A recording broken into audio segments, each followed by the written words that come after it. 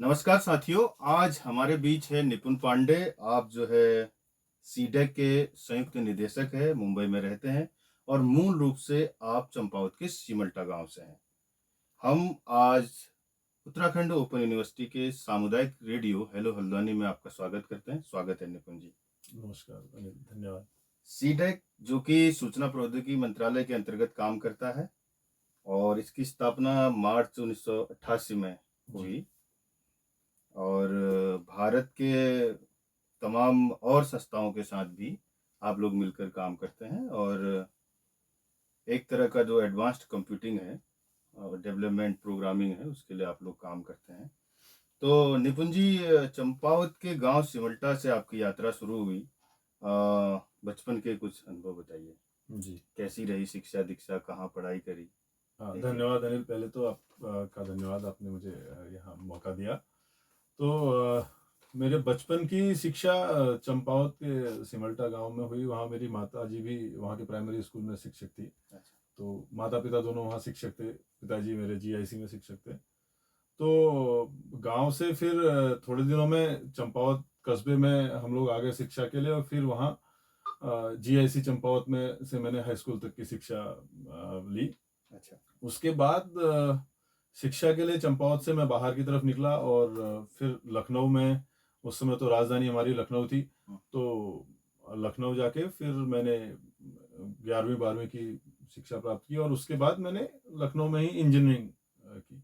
तो बचपन से ही आपने सोच लिया था कि कंप्यूटर इंजीनियरिंग के ही इलाके में जाना है या कुछ और सोचा था या कहीं और से आप भटकते हुए नहीं, यहाँ ये पहुंच तो गए? मेरे ख्याल से सोचना तो एक निरंतर चलने वाली प्रक्रिया है। आप आज कुछ सोचते हैं और कल कुछ चीजें और होती हैं, तो ये निरंतर स्टेप बाय स्टेप प्रोसेस थी। बचपन में तो ऐसा कुछ खास सोचा नहीं था, क्योंकि चंपावत में खेलते कूदते बढ़िया शिक्षा हो रही थी। और फिर 11वीं 12वीं में आने के बाद थोड़ा सोचा कि भाई इंजीनियरिंग का एक फील्ड है जिसमें आगे कुछ किया जा सकता है। और उस समय कंप्यूटर साइंस ऐसा था कि कंप्यूटर नया है, इसमें नौकरियां ज्यादा हैं या नई चीज है। और मेरे लिए विशेष ऐसा था कि मैंने तब तक कंप्यूटर देखा नहीं था। मैं जब हाई स्कूल तक तो चंपावत में ही था। तो चंपावत में कंप्यूटर थे उस समय? चंपावत में कंप्यूटर, उस समय जीआईसी चंपावत में एक कंप्यूटर कक्ष होता था। अच्छा। लेकिन उसमें कंप्यूटर नहीं देखा था उस हमने। कंप्यूटर कक्ष की थोड़ा सी अगर याद हो तो हाँ, बताइए। तो वो कंप्यूटर कक्ष ऐसा था कि जाड़ों के दिनों में हम बाहर ही बैठते थे। फिर एक अलग से कमरा बना था, तो उसमें कंप्यूटर कक्ष था। उसमें हमने सुना था कि 2 कंप्यूटर रखे हुए हैं। अच्छा। लेकिन कंप्यूटर तो वो किसी सरकारी ग्रांट से या किसी योजना के तहत आ गए थे, लेकिन कंप्यूटर पढ़ाने के लिए कोई शिक्षक नहीं था। अच्छा। तो वो कई सालों तक रहे। कंप्यूटर, इच्छा थी कि कंप्यूटर क्या होता है देखें, लेकिन वो कमरे में जनरली ताला ही लगा रहता था, क्योंकि कोई तो सुविधा 10वीं नहीं तक थी। आपने कंप्यूटर को देखा ही देखा नहीं नहीं? था। ये तो फिर मैं गजब बात 11वीं में जब लखनऊ पहुंचा, तो लखनऊ में एक सबसे बड़ा चेंज मेरे लिए ये था कि यहाँ तो मैं हिंदी मीडियम से पढ़ता था। लखनऊ में अंग्रेजी मीडियम के स्कूल में एडमिशन हो गया। यहाँ ठीक ठाक नंबर आ गए थे। तो फिर वहाँ कंप्यूटर, मैंने कंप्यूटर सब्जेक्ट चूज किया क्योंकि मैंने देखा नहीं था। एक जिज्ञासा तो थी। तो 11वीं में कंप्यूटर चूज किया। लेकिन पहले दिन जब मैं कक्षा में गया, तो मुझे याद है कि टीचर ने जो भी पढ़ाया उस दिन, पूरा इंग्लिश में था। मुझे कुछ भी समझ में नहीं आया और मैं इतना घबरा गया कि शाम को ही मैंने किताब वापस करी और मैंने कंप्यूटर छोड़ के हिंदी ले लिया। अच्छा। तो तो आपने भी मतलब अंग्रेजी उस समय 5वीं से 6ठी से पढ़ी होगी? हाँ, उस समय अंग्रेजी तो 5वीं 6ठी से ही हाँ, पढ़ी 6ठी होगी। से ही होगी। जी तो काफी रोचक यात्रा है आपकी और इस पूरी लंबी यात्रा में जी संयुक्त निदेशक के पद पर अब आप मुंबई में आप रह रहे हैं। जी। अब कैसा अनुभव है? कितने लोग आसपास के लोग आपके साथ है या कभी मिलते हैं तो किस तरह की बातें होती है? अब पहाड़ से तो थोड़ा दूर हो गया। पहाड़, यहाँ घर आना तो फिर कम हो जाता है। लेकिन ये यात्रा बड़ी रोचक रही, क्योंकि रोचक रही साथ में इतना दूर रहने का जो अनुभव था। मुंबई शहर था, शुरुआत में तो थोड़े दिनों मुंबई की चकाचौंध थी, जब नई नई नौकरी मुंबई में लगी थी। और सीडेक क्योंकि संस्था भी ऐसी थी कि इसका योगदान बहुत जगहों पर अलग अलग भारत में कंप्यूटर के क्षेत्र में था। तो शुरुआत शुरुआत तो कुछ दिनों ऐसे ही निकल गई कि अच्छा काम करना है और कंप्यूटर में काम करना है और मुंबई शहर है, घूमना है, फिरना है। तो अब ऐसा लगता है कि मुंबई अब इस पद पर पहुंचते जबकि बड़े कंप्यूटर, मेरा मुख्य काम सरकारी जो ई गवर्नेंस के सिस्टम्स हैं, अच्छा। उसमें मेरा अनुभव रहा है। अच्छा, उस जैसे पर भी आएँगे अभी, उस पर हाँ, भी बात करेंगे। तो अब मुझे लगता है कि क्यों ना कुछ ऐसा किया जाए जिससे कि अपने उत्तराखंड या यहाँ के पहाड़ के जो गाँवों तक कैसे सूचना प्रौद्योगिकी को असली अच्छी तरह पहुँचाया जाए, क्योंकि तकनीकी तो है लेकिन उसका प्रयोग उतना अच्छा नहीं हो पाता है। तो जैसे सीडेक जैसे जो संस्थान जी। है, उसमें जो पहाड़ों की भागीदारी है, हुँ। वो कितनी है? मतलब एक तो आप हैं या और भी लोग हैं, और भी लोग जा पाते हैं, वहाँ तक पहुँच पाते हैं? अब भागीदारी की बात करें तो नगण्य ही कहूँगा मैं, बहुत कम लोग कहूँगा, हाँ, वही। 2-4 इक्का-दुक्का लोग हैं। हाँ, वैसे तो क्या जो वजह लोग, रहती होगी? क्योंकि 2-3 वजह हैं। एक तो अ, प्राथमिक रूप से जो शुरुआती शिक्षा है, हुँ, वो शिक्षा इतनी स्ट्रॉन्ग जो है वो नहीं मिल पाती है। हुँ, और दूसरा उसके बाद की जो बात है कि इसमें बाजार ऐसा हो गया है कि मार्केट में नौकरियां हैं जो तुरंत आपको, जैसे आईटी के क्षेत्र में देखेंगे तो आईटी में प्राइवेट कंपनियां हुँ, इतनी हुँ, हैं हुँ, हुँ, हुँ, कि लोगों का रुझान तुरंत प्राइवेट कंपनियों की ओर जाता है। हुँ, हुँ, लेकिन वो मार्केट में अनस्टेबिलिटी इतनी है कि वो ऊपर नीचे होता रहता है, वो नौकरियों में स्टेबिलिटी नहीं है। तो सीडेक जैसे संस्थानों में लोग आईटी के क्षेत्र में सरकारी संस्थानों में जाना कम पसंद करते हैं। ये ऐसी कुछ तो वजह है। सीडेक ने क्योंकि मैं तो हिंदी का जी। विद्यार्थी हूँ जी। और हिंदी पढ़ाता भी हूँ, तो सीडेक का एक बड़ा योगदान हिंदी के लिए जी। भी रहा। जी। राजभाषा जी। के साथ आप लोगों ने काम किया, खासकर केंद्रीय हिंदी संस्थान के साथ। जी। तो कैसा रहा अनुभव? देखिए, हिंदी में सीडेक, जो सीडेक की स्थापना हुई, जो शुरुआत में आपने बताया हुँ, 1988 में, और जहां मैं अभी काम कर रहा हूँ, सीडेक मुंबई, हुँ, ये एक अलग संस्था थी उस अच्छा, समय। ये 1985 में national centre for software technology एक अलग संस्थान बना था। अच्छा, तो सन 2000 के आसपास कई संस्थानों का मर्जर हुआ, तो अच्छा, उसमें ये संस्था सीडेक में मर्ज हुई। तो सीडेक जो 1988 में बना, उसने भी उस समय जो भारतीय भाषाओं में हुँ, कंप्यूटर, हुँ, ये इस उद्देश्य के साथ काम करना शुरू किया। अच्छा, और सीडेक मुंबई जो तब एनसीएसटी था, उसमें भी जैसे आपने शुरुआती दौर में देखा होगा, कंप्यूटर में जो फ़ॉन्ट थे, हुँ, मंगल फ़ॉन्ट था, कृतिदेव फ़ॉन्ट हाँ, था, हाँ, हाँ, ये सब फ़ॉन्ट जो थे ये सीडेक मुंबई में डेवलप हुए। अच्छा, वाह, वाह! और साथ ही पूना में, उसमें पूना में एक अलग विभाग था जो कि हिंदी और भारतीय भाषाओं के लिए काम, अभी भी वो काम हाँ, करता हाँ, है। हाँ, हाँ, तो वो निरंतर अनेक सॉफ्टवेयर बनाते हैं। अभी पिछले साल हमारे जो केंद्रीय ये अंतर्राष्ट्रीय हिंदी सम्मेलन हुँ, हुँ, हुआ था हुँ, अहमदाबाद में, हुँ, हुँ, उसमें एक कंठस्थ सॉफ्टवेयर हमारे गृह मंत्री जी ने लॉन्च किया था। अच्छा, तो वो भी हिंदी में ही है, कंठस्थ सरकारी कामकाज को और आसान बनाने के लिए। अच्छा, और इस समय एक जो बहुत बड़ी परियोजना जो चल रही है, भाषिणी के नाम से। अच्छा, भाषिणी के नाम से भारत सरकार की बहुत बड़ी परियोजना है, जिसमें बहुत सारे संस्थान हैं, बहुत सारे आईआईटीज़ हैं, तकनीकी और भाषा से जुड़े हुए संस्थान हैं। सीडेक भी उसका एक हिस्सा है। तो भाषिणी के द्वारा उसमें हम जो फ़ोन पे या फ़ोनेटिक्स में हुँ, यूज़ करते हैं, उसमें भारतीय भाषाओं को और से ज़्यादा प्रयोग और करने का ज़्यादा उसका उद्देश्य व्यावहारिक है। बनाने का। व्यावहारिक बनाना उसका उद्देश्य है। तो जैसे आपने बताया कि आपका जो विभाग है, जी। वो अलग है, ई-गवर्निंग का है, जी। तो उसमें किस तरह का काम होता है? देखिए, मेरा जो ई-गवर्नेंस में मेरा मुख्य डोमेन रहा है इतने सालों में। तो ई-गवर्नेंस में जो भी भारत सरकार के या अन्य अन्य सरकारों के जो भी सरकारी कामकाज के सॉफ्टवेयर हैं, अच्छा, जो उनकी प्रोसेसेस हैं, उसको ऑटोमेट करने का काम हम लोग करते हैं। जैसे उसमें एक बड़ा प्रोजेक्ट, पासपोर्ट सेवा प्रोजेक्ट पे अच्छा, मैंने काम किया है। अच्छा, उसके प्रोजेक्ट मैनेजमेंट में मैं रहा हूँ।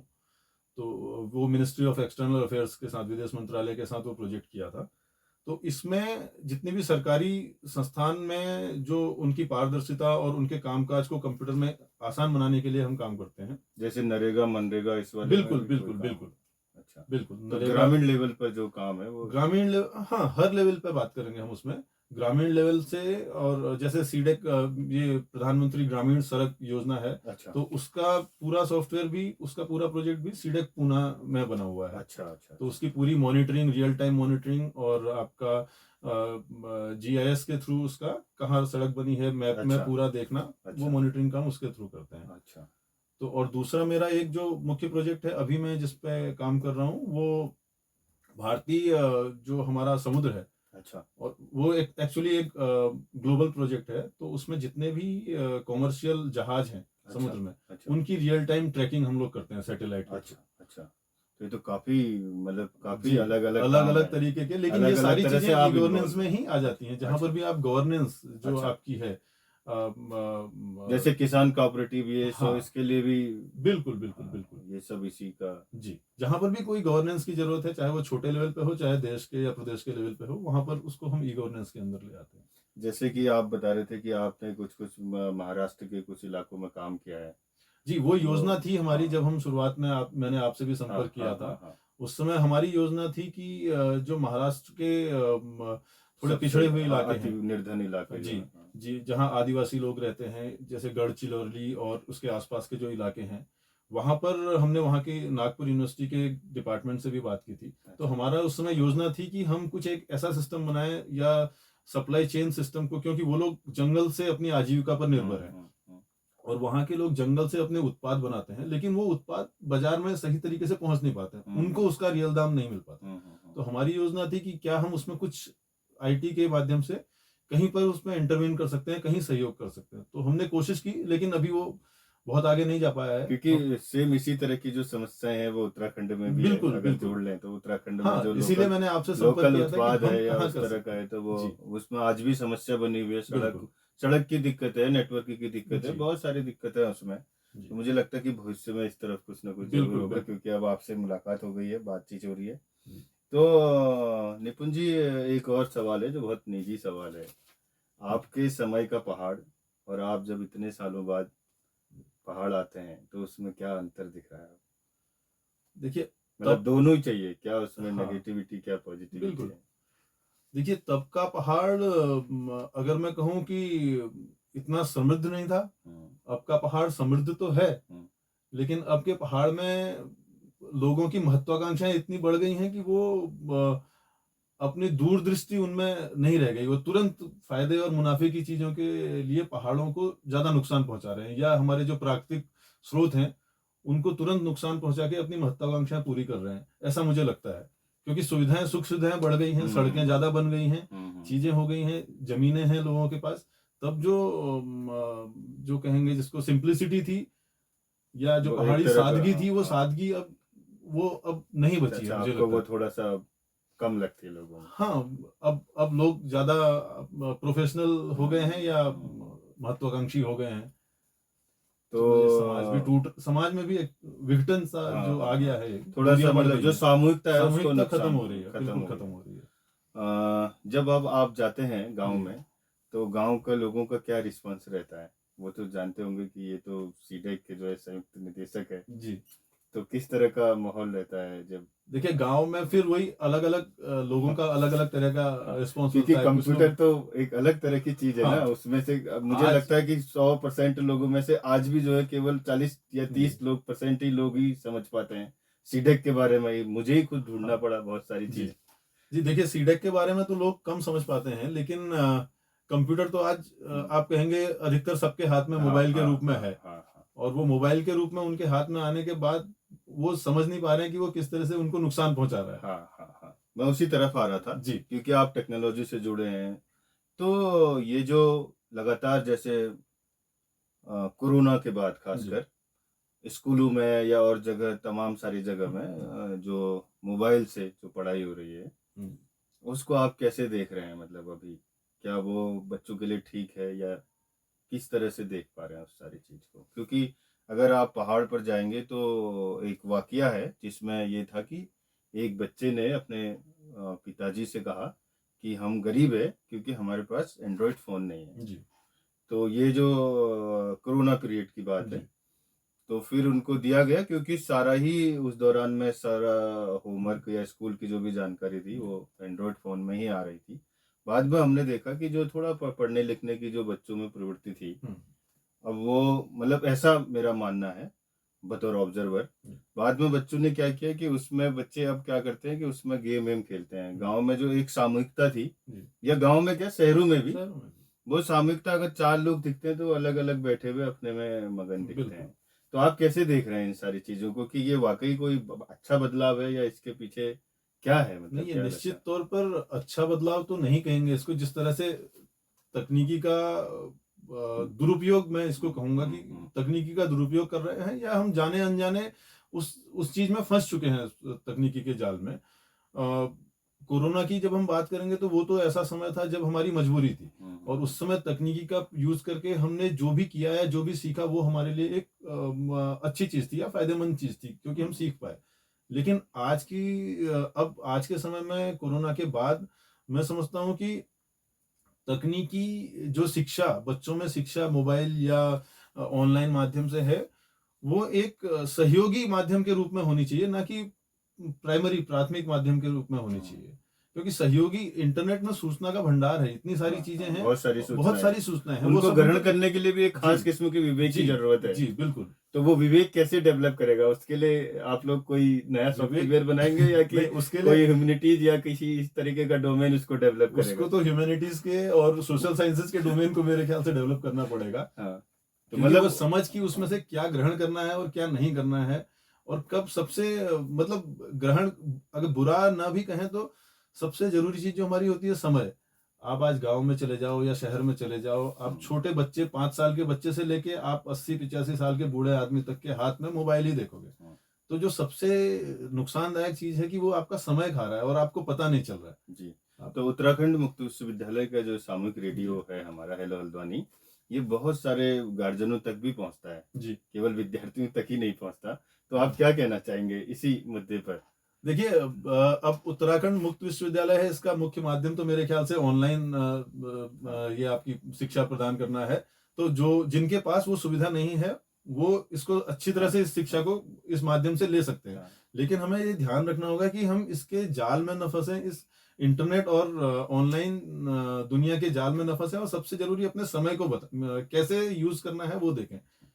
क्योंकि हम जाने अनजाने में ही, समझ लीजिए, आधे घंटे हम मोबाइल पकड़ के बैठ जाते हैं, और उसके बाद हमें रियलाइज होता है कि अच्छा, आधे घंटे, फिर हम अगर सोचें कि हमने किया हाँ, क्या। स्क्रॉल करते हुए हाँ, एक स्क्रॉल नई नई करते चीज हुए, आती जी। रहती है, तो देखने का बिल्कुल लत लग जाता है हाँ, उसमें। उस पर कभी मैं और विस्तार से तो आपसे बात कैसे छूट करूंगा। सकती है, अगर बता सकते कि आप मान लो जिसको देखने की बहुत ज्यादा देखने, कैसे छूट सकती है? तो हमें ध्यान देना होगा कि हमारे शौक क्या है, मतलब जैसे हम क्या खेलना कूदना हमारा शौक है, या लोगों से मिलना शौक है, या किताबें पढ़ना शौक है, तो हमें उन शौकों की तरफ अपनी तो देखिए, मैंने कोशिश करनी आपको पड़ेगी। अचानक से जो है कंप्यूटर वाले डोमेन से जी। जो है नहीं, नहीं, सोशल और ह्यूमन ये वाले डोमेन डोमेन बहुत जरूरी है, ये हम लोग भी समझते हैं, क्योंकि हमारे घर में बच्चे और हम सब लोग उसके जाल में फंस रहे हैं। हाँ।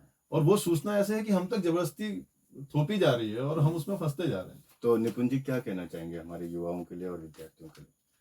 देखिए, मेरी तरफ से आप सभी विद्यार्थियों, उत्तराखंड ओपन यूनिवर्सिटी के और उत्तराखंड के मेरे गांव के, पहाड़ के लोगों के लिए बहुत शुभकामनाएं। और उत्तराखंड मुक्त विश्वविद्यालय जो है, इसी तरह ये शिक्षा, जो जिन तक नहीं पहुंच पा रही, उन तक और आगे बढ़कर शिक्षा पहुंचाए, और वो आगे प्रगति करें, और शिक्षा, नई नई नई नई तकनीकी और अलग तरीके की शिक्षाएं लें, और देश दुनिया के बारे में जानें।